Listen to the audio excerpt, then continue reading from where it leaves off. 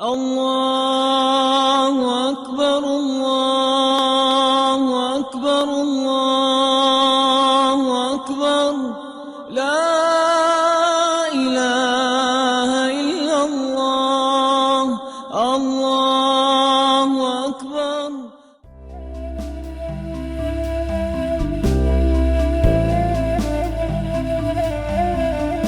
Kami hanya meneruskan dari simbah-simbah kami dulu, bahwa di makam Banteng itu adalah makam milik umum warga Banteng. Untuk masalah makam itu belum ada yang dibeda-bedakan antara agama A dan agama B dan seterusnya. Masih jadi satu. Karena makam itu punya masyarakat, bukan punya golongan tertentu. Tanpa memandang dia agamanya apa, asalnya dari mana, asalkan dia warga Banteng, oke, dia punya hak di makam Banteng. Kalau adanya pemotongan atau perusakan simbol makam, simbol agama, ya saya sangat tidak setuju sekali gitu. Dulu makam itu di mana-mana kan untuk seluruh agama. Nah, setelah makin lama agama dipolitisir, ya, ini kan lalu makan banyak aneh-aneh macam gitu toh. Sebelum ada masalah kubur makam yang beragama itu ya, dibagi dalam agama, saya sudah tahu di sini campur. Jadi ketika ada masalah di kota gede ya waktu itu atau di mana, tidak boleh karena beda agama apa semacam. Waduh, saya pikir ini perlu kita soroti ini pemakaman kita. Sebetulnya pada dasarnya makam itu tidak untuk satu agama kan bagi orang Jawa. Untuk orang satu kampung, agamanya apa, monggo, itu artinya begitu. Tidak hanya di sini saya kira. Ini dusun ini paling tidak ini RT yang saling berdekatan ya. Kita kan ada Hindu, ada Katolik, ada Protestan, ada beberapa agama-agama ya di sini. Dan betul-betul selama ini aman sekali. Kami di sini oke banget, siapapun yang datang ke sini tidak pernah ada ada keberatan atau wah itu terlalu begini begitu, tidak ada. Kami sangat, makanya kami bilang ini bisa jadi damai dari dusun atau padukuhan Banteng gitu.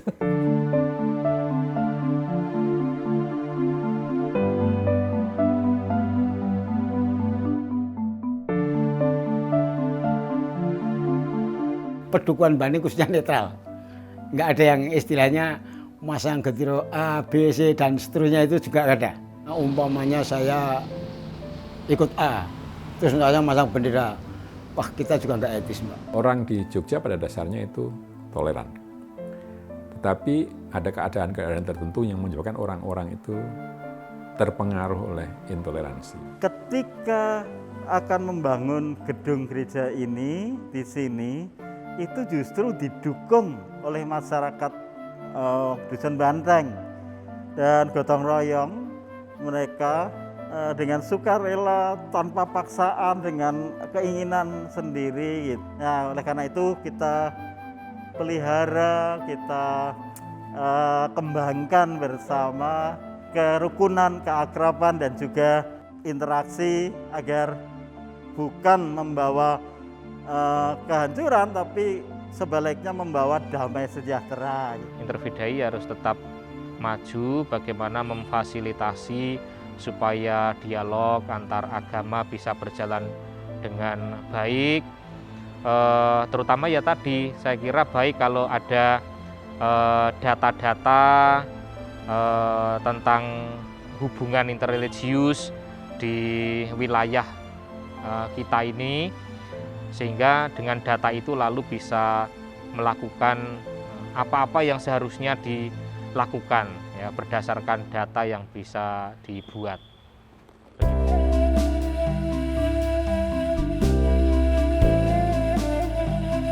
Lalu ternyata ini milik dari teman baiknya Pak Sumartana yang adalah pendeta, istrinya dokter, pendeta Humphrey Karyodimejo, Dr. Endang Sutristi. Nah, mereka tidak tempati waktu itu. Rumah bagus di dalam, kita tanya, cocok semua, harga. Ya di sini kita menjadi tempat intervide? Dulu dari Pak Duko, RW, RT, dari masyarakat itu sendiri sangat mengakui adanya intervidi itu di pedukuhan kami. Yang pertama, dalam hal segi kegiatan masyarakat. Dengan adanya intervidi, kita itu bisa berkegiatan dengan sangat mudah. Kita mulai dengan tiap bulan puasa, pasti ada buka puasa sini. Kalau mereka arisan RT, pakai di sini, saya ikut arisan di kampung, ibu-ibu kumpul-kumpul bisa di sini.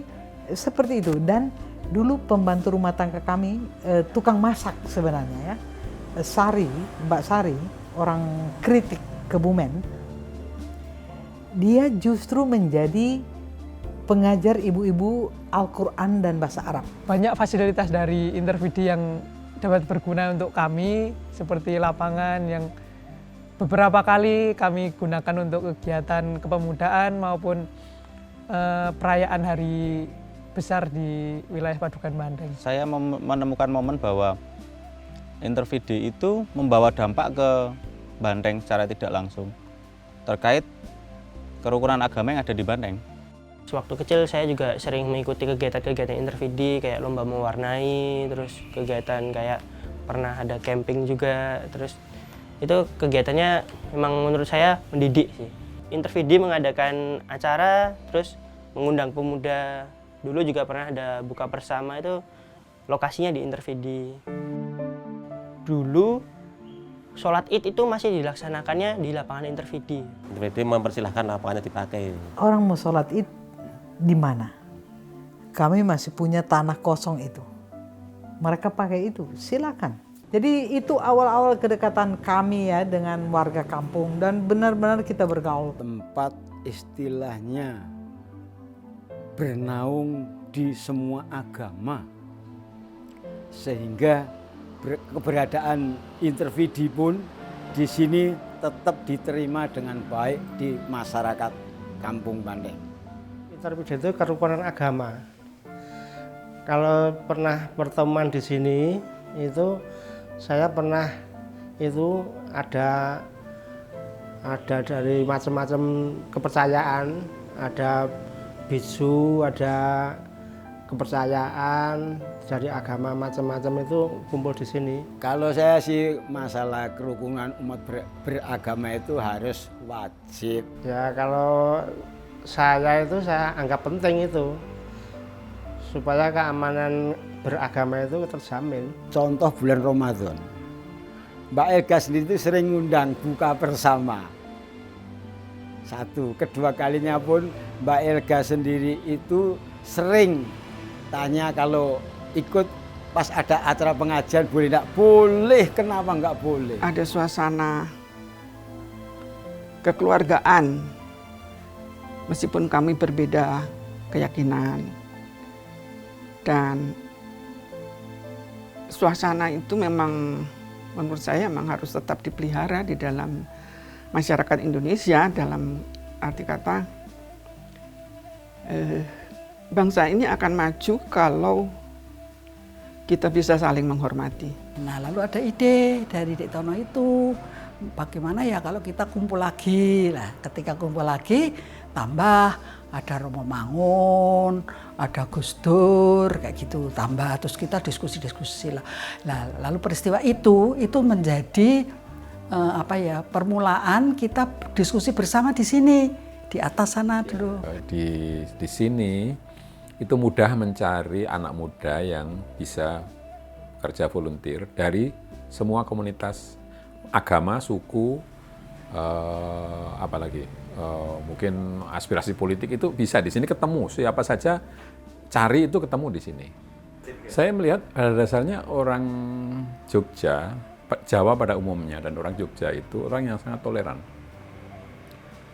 Walaupun mungkin ada orang mengatakan toleran itu mungkin karena pengetahuan keagamaannya tidak begitu banyak. Tapi kenapa harus punya pengetahuan banyak kalau untuk menjadi radikal? Ya, saya kira lebih bagus pengetahuannya tidak usah banyak-banyak tapi toleran. Semua jatuh cinta di Jogja. Dan itu paling cocok karena ya Jogja ya kota pendidikan, kampusnya sangat mahasiswanya sangat plural dan betul-betul oke. Dan kita ingin supaya ide-ide tentang pluralisme, tentang dialog antar iman itu tersosialisasikan dengan baik. Nah, Jogja adalah tempatnya karena banyak pemuda, banyak aktivis, dan itulah menjadi media untuk sosialisasi.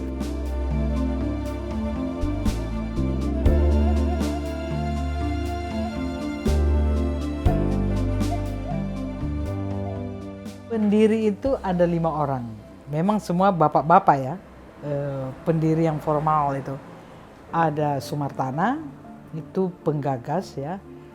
Lalu Johan Effendi, Daniel Dakidai, Eka Dharma Putra, sama Zulkifli Lubis. Itu 5 orang ini. Nah, mereka itu berteman sebenarnya. Mereka bukan tokoh agama semua ya, bukan teolog. Kami sama-sama di Belanda akhir tahun 80-an, awal 90-an, itu ada diskusi-diskusi rutin di sana. Mahasiswa-mahasiswa Indonesia yang ada di Belanda. Intervide itu dipikirkan oleh beberapa orang yang waktu itu sekolah teologi di negeri Belanda. Dan yang paling getol itu adalah Mas Tono itu, TH Sumartana ya. Di sana waktu itu sudah ada teman-teman seperti Pak Mahasin ya, belajar di negeri Belanda. Lalu waktu itu juga Daniel Dakidai ya. Tahun 89 saya ke Belanda untuk memperdalam Islamologi dalam pandangan Barat ya. Disitulah saya ketemu dengan Sumartono. Jadi ada Mbak Elka, ada Sumartono, saya, lalu kadang-kadang ada para Kitri Simbolon, dan semuanya. Kita berbicara tentang Indonesia. Dipikirkan perlu sekali satu lembaga antar iman untuk mengakomodir ini semua kegelisahan yang ada. Sehingga ketika semua pulang ke Indonesia, mereka datang melanjutkan untuk lebih mengerucutkan apa yang perlu dilakukan. Intervide ini dimotivasi oleh situasi Indonesia pada masa itu dengan Orde Baru terutama. Maksudnya bagaimana pada masa itu agama-agama sudah sedang dipakai untuk kepentingan politik. Jadi kekuasaan itu, politik kekuasaan sangat menentukan agama-agama itu. Pertengahan 90-an itu terjadi konflik di berbagai provinsi di Indonesia ini. Dan itu diduga banyak orang waktu itu urusannya dengan agama. Nah, kami melihat ini ada ketidakadilan yang luar biasa. Kenapa agama-agama dibuat seperti itu menjadi alat politik? Ini bukan konflik agama ya, bukan konflik antar umat beragama ya. Paling tidak penyebabnya itu bukan urusan agama gitu. Jadi kami menemukan banyak hal-hal yang sebetulnya lebih struktural dalam pengertian sosial struktural ya. Dalam pengertian ada perubahan interaksi sosial di berbagai tempat. Karena memang waktu itu Indonesia sedang mengalami modernisasi dan itu orang berpindah tempat mencari nafkah ke tempat lain itu sangat meluas ya. Sehingga banyak daerah yang semula tidak ada orang dalam tanda kutip luar menjadi banyak. Nah, repotnya adalah mereka umumnya menganut keyakinan yang berbeda gitu. Sehingga cara yang efektif untuk membangkitkan solidaritas itu adalah keyakinan. Dan itulah kemudian membuat konflik itu menjadi makin parah. Tapi kami waktu itu kemudian ketika meneliti ini, melihat konteks kejadian itu, sosial, kultural, ekonomi, politik gitu ya. Kami berkesimpulan bahwa agama itu hanya dimanfaatkan, dimanipulasi, diperalat untuk menggalang dukungan supaya mau konflik dengan pihak lain. Interfidei sejak awal sudah menyadari itu dan sangat terbuka kepada semua agama, bahkan aliran, denominasi, dan agama yang kita bilang agama suku atau agama lokal. Intinya adalah apakah mereka benar-benar mau terbuka pada perdamaian, pada dialog, atau hanya mau bersaing yang tidak sehat. Nah itu spirit ya, pemikiran, narasi yang dibangun Interfidei pada masa itu. Nah, dalam pengertian itu, Interfidei saya kira memilih universitas sebagai sasaran itu sungguh tepat ya. Karena mereka ini yang sekian belas tahun sebelumnya gitu dan dikembangkan sampai di universitas. Di universitas pun agama diajarkan secara itu. Gitu. Ya, jadi pokoknya makin militan, makin dekat surganya, kira-kira gitu ya. Setiap kali ada kegiatan dialog, ini kan daerah ini, wilayah kita ini dari dalam sampai di luar sini penuh sekali ya. Kalau ada diskusi-diskusi, apalagi kalau narasumbernya memang Romo Mangunwijaya, Jos Adiscondro, Arif Budiman, waktu itu ya. Jadi masyarakat haus ingin mendengar, itu masa Orde Baru. Dan kami tahu ada Intel yang hadir, kami tahu. Kadang-kadang kan kita bergurau. Ya, kami tahu ada Bapak Intel di luar, mari silakan masuk, lebih baik duduk makan kacang bareng-bareng di dalam dan mendengar langsung daripada di luar nanti bikin laporan lagi ngaur-ngaur kan. Kita yang ditangkap. Suasana pada waktu itu sepertinya dibuat oleh rezim. Dari rezim itu selalu dihembuskan suara bahwa ada, misalnya kepada orang Islam itu ada kristenisasi, pada orang Kristen ada islamisasi, nanti kepada yang lain-lain juga begitu. Jadi pertemuan antara orang berbeda agama pada waktu itu sangat sulit karena ada kecurigaan-kecurigaan. Kalau pakai kata agama, bagi mereka ini sangat alergi. Ya, karena agama itu di Indonesia itu sangat institusional, ya, sangat berkaitan dengan institusional. Apalagi dan karena itu agama mudah dipakai untuk kepentingan politik kekuasaan. Dan mereka tidak mau. Agama is agama dan harus bebas dari politik kekuasaan itu. Kalau begitu apa? Kenapa kita tidak pakai kata iman? Gitu. Iman itu kan lebih inklusif dan lebih benar-benar menyentuh makna core ya, bagian dalam dari agama itu dan beragama. Jadi bukan hanya berhubungan dengan institusi, dengan tradisi, dengan simbol, dengan apa, tapi betul-betul apa yang kamu lakukan. Jadi lebih kepada perilaku berdasarkan hati nurani, ya, pikiran dan hati nurani. Jadi itu ya, akhirnya mereka sepakat kita pakai kata iman. Dan lengkapnya dialog antar iman, bukan dialog antar agama. Nama lembaga ini kan Institut Dialog Antar Iman di Indonesia. Jadi kalau kegiatan-kegiatan kita atau pengaruh ya spirit yang kita mau kembangkan tidak mungkin hanya di Jogja dan dikurung di Jogja. Kenapa kita tidak juga keluar? Nah, kita sudah punya banyak teman di mana-mana, ya, pribadi maupun lembaga. Kami pikir ini harus disemaikan di mana-mana. Karena itu Indonesia selain karena luas juga kemajemukan warga masyarakat Indonesia kan tidak di satu tempat yang tunggal, tapi ada di mana-mana. Mau etnis, mau agama, itu luar biasa.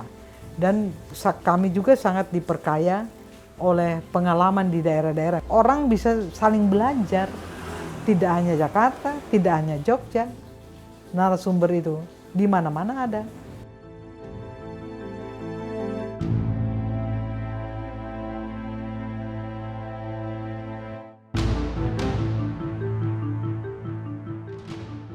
Saya mempunyai satu set itu, sket mengenai kekerasan religious violence itu. Dan religious violence itu masih terjadi sampai sekarang gitu loh.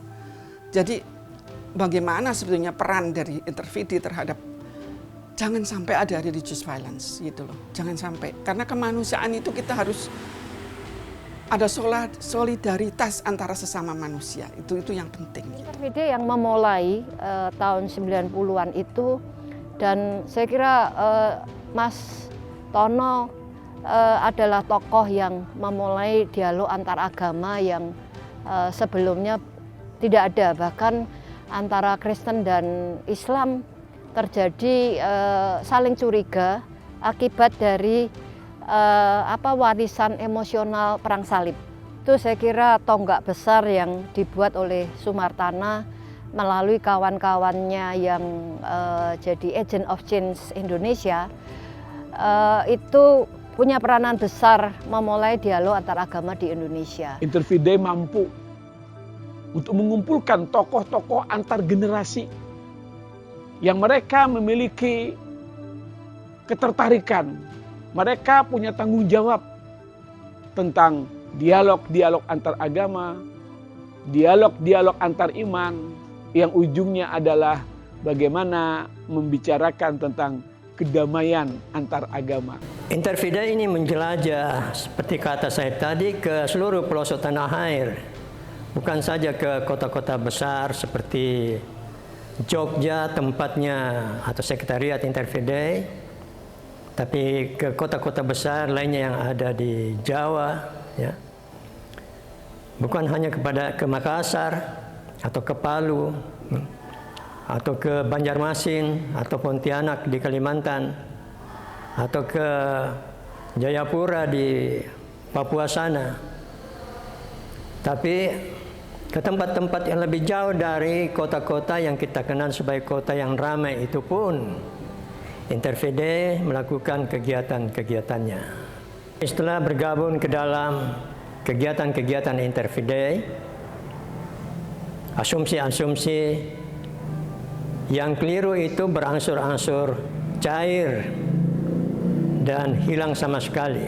Dalam masyarakat modern kita yang makin pluralistik, kebutuhan untuk adanya suatu lembaga yang menangani upaya memperjuangkan hubungan-hubungan damai, hubungan-hubungan yang harmonis antar agama sangat-sangat penting.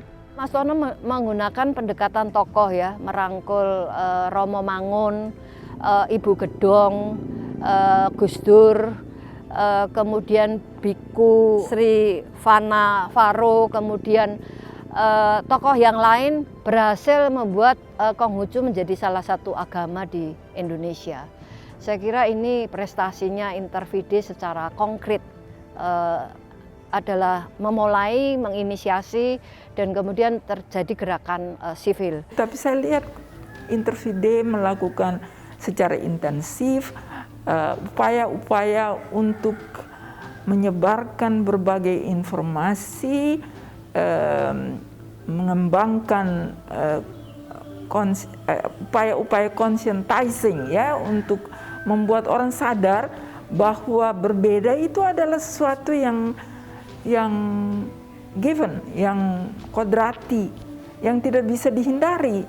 Tetapi bagaimana orang-orang yang berbeda itu bisa bersahabat, bisa bersama-sama hidup, bisa saling menopang agar supaya hidup itu menjadi lebih baik. Dan saya kira itu peran Intervidi lewat mereka punya tulisan-tulisan yang mereka buat, mereka publikasi dan mereka sebarkan ya ke berbagai tempat itu.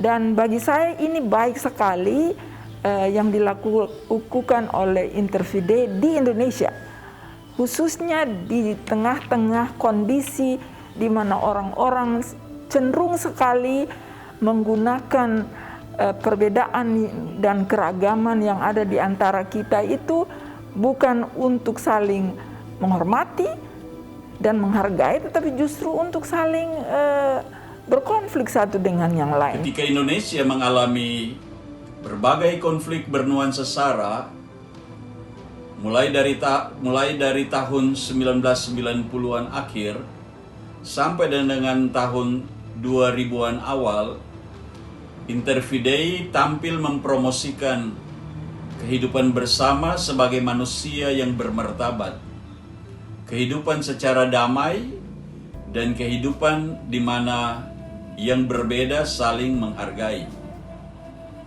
Dan hal yang luar biasa ialah selama 30 tahun Interfide tetap konsisten dengan misinya. Kita menampilkan ya suara, katakanlah suara keberagaman berkaitan dengan bagaimana kita bisa bersatu dalam paduan suara yang begitu berbeda, tapi kita bisa menyuarakan suara merdu, tapi isinya itu bagaimana merawat kebinekaan, merawat kebersamaan, merawat kesetaraan yang ada di negara kita. Saya merasa hubungan kami di Interfide itu menjadi seperti saudara.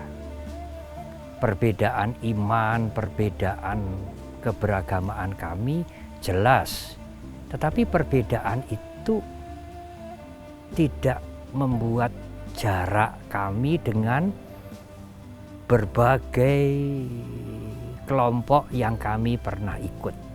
Mereka juga pernah live in di Wihara Mendut dalam program Sekolah Lintas Iman. Kami merasa seperti berada dan seperti kedatangan saudara-saudara kami. Agama itu pasti membicarakan semua aspek kehidupan. Dan dalam kehidupan ini, masalah itu tidak pernah habis. Jadi oleh karena itulah, saya pikir Interfide masih sangat relevan dengan keberadaan Indonesia saat ini dan masih sangat-sangat dibutuhkan. Dialektika antara gerakan, teori dan masyarakat itu harus ada, karena disitulah sebetulnya realitas-realitas masa kini itu bisa dibaca.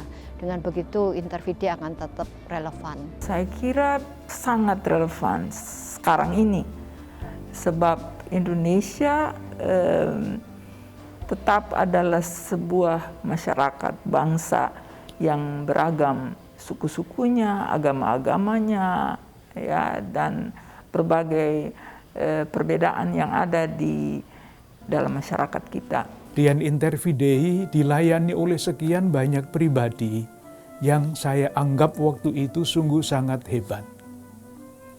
Kehebatan mereka terlihat di dalam idealisme mereka yang tidak padam. Keberanian dan kesungguhan mereka untuk merawat kebinekaan dan mengembangkan dialog antar iman di negara kita yang sangat plural ini. Untuk ke depan, Interfide perlu memperbesar volume kegiatannya. Karena bangsa ini sebagai bangsa muda ya, kita belum selesai, proses pembentukan bangsa belum selesai. Oleh sebab itu, lembaga seperti Interfide ini masih sangat diperlukan untuk ke depan.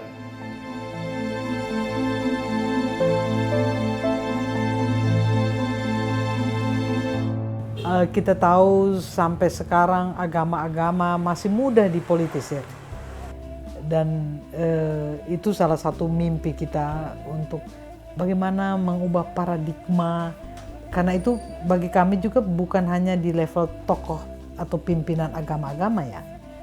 tapi di level umat beragama. Jadi perbedaan itu jangan dijadikan alat politik, jangan. Itu perbedaan ya kalau dalam Islam dikenal dengan sunatullah ya. Dan karena itu kita harus menjadi rahmatan lil alamin. Kalau dalam Kristen ya shalom, elechem. Itu harus, dan politik justru harus mengakui itu dan tunduk kepada itu, sehingga kita yang berbeda bisa mengembangkan politik Indonesia yang benar-benar manusiawi, yang benar-benar berpihak pada kemanusiaan, pada kehidupan. Ini harapan saya itu mencari tetap melakukan gerakan keadilan dan perdamaian. Jadi prodem itu dilanjutkan, karena demokrasi itu kan intinya itu kan di situ karena tidak ada diskriminasi. Kalau kita mau demokrasi tidak ada diskriminasi.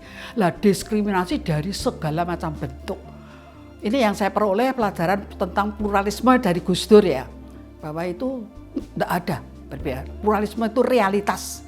Nah, maka dari itu gerakan itu terus dilanjutkan. Sangat penting sekali untuk memupuk dan memelihara keragaman budaya, agama, adat istiadat di masyarakat kita ini untuk membangun negara Indonesia. Intervidei terus perlu berjejaring, gitu. Masih banyak yang tidak suka kepada Intervidei itu, menganggap ya itu kan bagian dari kristenisasi, begitu ya, pengaruh Mas Tono terhadap yang lain. Mesti memperhatikan orang muda. Ya, orang muda itu sering dilupakan, dan kalau tidak dilupakan, fungsinya itu hanya menerima. Harapan saya selanjutnya, Intervidei ini akan bisa memperluas jaringannya. Entah itu dengan orang-orang maupun lembaga, dan harapan saya juga bahwa orang-orang yang terlibat di dalam Intervidei nanti betul-betul orang yang punya concern terhadap keberlanjutan kenegaraan kita ini. Jangan sampai karena agama, negara ini menjadi pecah belah. Sebab agama tidak mengajarkan perpecahan. Dan pandangan saya justru perbedaan ini akan menjadi kekuatan yang dahsyat apabila kita bersatu. Persoalan masa depan Indonesia saya kira juga tidak lepas dari persoalan hubungan antar agama. Karena Indonesia secara faktual, secara sunatullah adalah negara majemuk. Persatuan Indonesia yang plural, setara dalam politik kewargaan, di mana tidak ada mayoritas dan minoritas, tapi bahwa semua sama di muka hukum. Harapan saya agar supaya mereka punya program yang tidak hanya berbicara tentang antar agama, tetapi juga agama-agama bersama-sama melihat masalah-masalah sosial seperti masalah ekologi yang sekarang ini sementara dilakukan. Saya kira itu hal yang harus terus dilakukan. Apa yang dilakukan Intervidei selama 30 tahun sampai sekarang ini merupakan benih unggul untuk kemanusiaan yang bermartabat dan sangat bermanfaat bagi bangsa dan negara Indonesia yang begitu majemuk. Tentu saya menyampaikan penghargaan utamanya, meskipun banyak sekali yang memberikan kontribusi yang bekerja untuk Intervidei. Bekerja untuk Intervidei adalah bekerja untuk toleransi, untuk pluralisme, untuk kebinekaan. Tetapi saya ingin menyampaikan penghargaan kepada, terima kasih saya kepada Pak Sumartana almarhum, dan juga kepada Ibu Elga Sarapung yang demikian gigih membawa Intervidei sampai ke dunia internasional. Kiprahnya harus berbeda. Jadi ke depan tidak bisa mempertahankan sukses masa lalu itu. Kita mesti cari terobosan-terobosan baru yang memungkinkan orang untuk tetap bisa saling menghargai satu sama lain. Semoga identitas Dian Intervidei semakin sesuai, semakin serupa dengan cita-cita yang dicanangkan oleh para pendiri waktu itu 30 tahun yang lalu, dan terus mengisi dengan makna yang semakin kreatif istilah minoritas kreatif itu. Selamat sekali lagi, dan jangan tiarap menghadapi tantangan yang ke depan. Walaupun tantangan kita berat sekali, tetapi ini bangsa kita yang harus kita pelihara bersama.